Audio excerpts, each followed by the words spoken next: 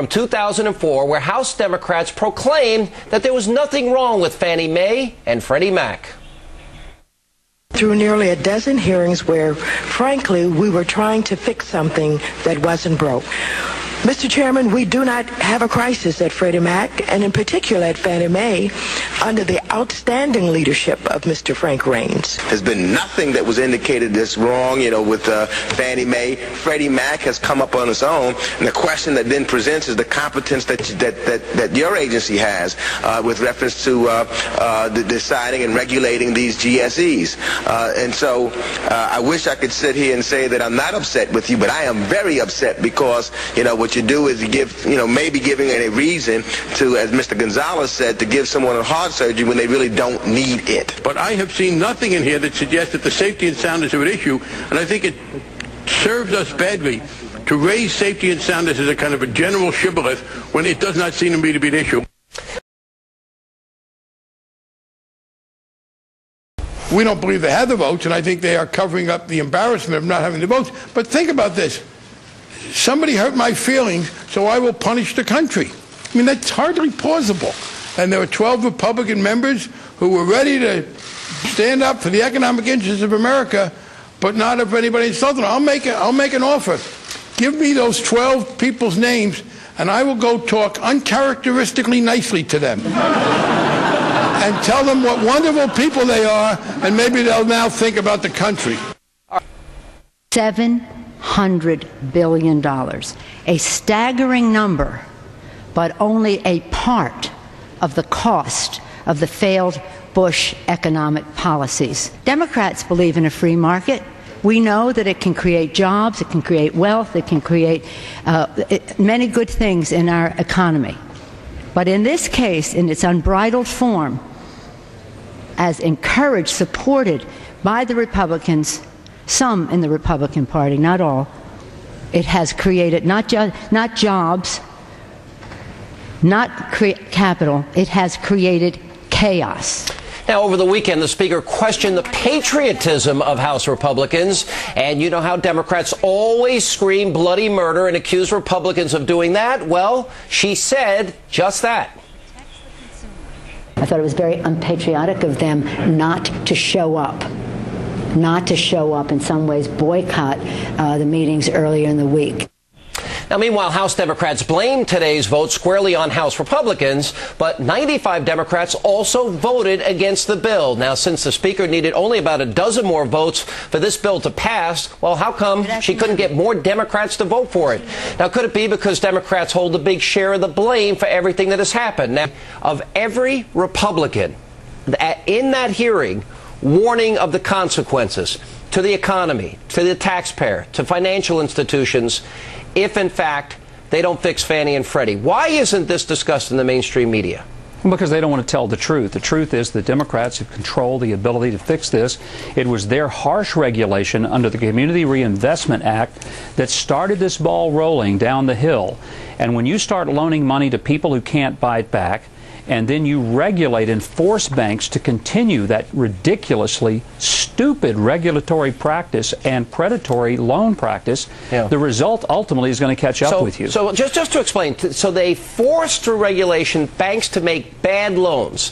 They were bought up by Freddie and Fannie, whose chief executives now are economic advisors for Barack Obama. In the case of Franklin Raines, he made $90 million in under 6 years. And they bought this up, they cooked the books, and they ended up getting big bonuses for themselves while doing it. The taxpayers, holding the bag. We were warned about it by the Republicans in 2004, and now the Democrats blame the Republicans. Well, and even worse, if you look at the campaign contributions, and one of the rules of thumb, follow the money. When all else fails, follow the money. Look how much money went to Chris Dodd, to Barack Obama. And look, there's some dirty Republican hands in this. I want to be fair. There's plenty of blame in terms of but wait a minute, but this is important. The relationship. But the point about the regulation, that's a Democrat deal. They forced the banks to give money out to people who could not pay it back. And then they benefited. And then there was a kickback because there was no regulatory oversight. And the people of America that are going to pay billions of dollars here, They need to know that the reason there wasn't regulatory oversight of Fannie and Freddie is because these Democratic fat cats were kicking back money to people like Chris Dodd and Barack Obama, the second largest recipient in a 9-year period. He'd only been there 3 years. And then Nancy Pelosi goes out. We just played the comments of her saying Republicans are unpatriotic. Nancy Pelosi's comments are totally over the top. I mean, this is a lady that doesn't know the difference between the punch bowl and the toilet bowl. She's trying to get people to come to the party and get everybody around the table, and instead she flushes the toilet bowl on top of the Republicans. You can't do that and expect people to say, oh, thank you, Mrs. Pelosi. That's what we wanted to be. People in America are fed up, and the very people who burned the Thanksgiving turkey are now asking us to let them cook Christmas dinner. And there's a whole lot of us who are saying, no thanks. You guys messed it up to begin with, and the last thing we want is for you guys to act like you're going to fix it. The Community Reinvestment Act's been around since 1977. The people, you're asking Democrats to bail out Bush. It was Paulson and Bush's plan. You're blaming Democrats for not passing something that the Republican leadership couldn't get votes on their own side, and because their feelings were hurt by something Nancy Pelosi said, which is why 12 Congress people didn't vote for it? Apparently there were a lot of Democrats whose feelings were hurt because 94 of them wouldn't go with their own leader. I mean, if the Democrats had wanted to pass this, they have the votes, they have the majority. Look, this thing smelled up in the Capitol, and there were a lot of people who had the courage to recognize it, and they weren't going to be held at gunpoint and forced to vote for a lousy piece of legislation on the spot because somebody told them they had to. And I want to say I'm grateful for the 94 Democrats and for the over 200 Republicans who listened to the people who sent them to Washington. What a rare thought. What an unusual idea, actually representing the people who elected you. Gosh, if we keep that up, we'll have a country one day. Now, Congressman, let me just point out for the rest of the country, now he is in fact the head of the House Financial Services Committee. 12 of the 37 Democrats on Frank's own committee voted against this bill. So who was he to lecture Republicans about not having the votes, Congressman? Well, I think that's right. You know, let me say this is a very serious crisis, and I want to take issue with something that's been the underpinning of your discussion. Look, today Congress took a stand for the American taxpayer and for free markets. I mean, and it wasn't a speech by Speaker Pelosi. It wasn't a blame game. It was the American people rejected this corporate bailout, and today the People's House did likewise. I mean, I really do believe. I had a reporter ask me the other day. They said, well, has the administration, what's been wrong with their communication? I said, it's been just fine. The American people understand. The administration thinks we should nationalize every bad mortgage in America.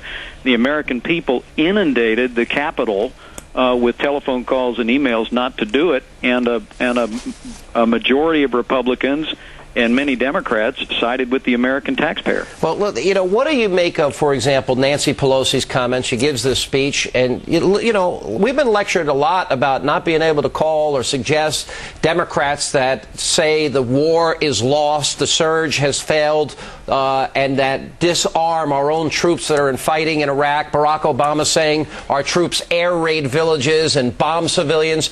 You're not allowed to question people's patriotism. Nancy Pelosi does it. She politicizes in the speech, and it's acceptable now in the Democratic world 30-some-odd days before an election. Yeah, but, you know, be honest with you, welcome to the NFL. I mean, this has been a very heavy-handed Democrat imperial majority where the Democrats have used hot rhetoric and closed rules to move legislation. And so I really don't believe what the Speaker said today was very different than most speeches she gives, in which she denounces the administration and denounces Republicans. I'm going to go against the stream here and tell you it may have had some impact on some members, but I think what really happened here is the American people rejected this corporate bailout, and the People's House did likewise.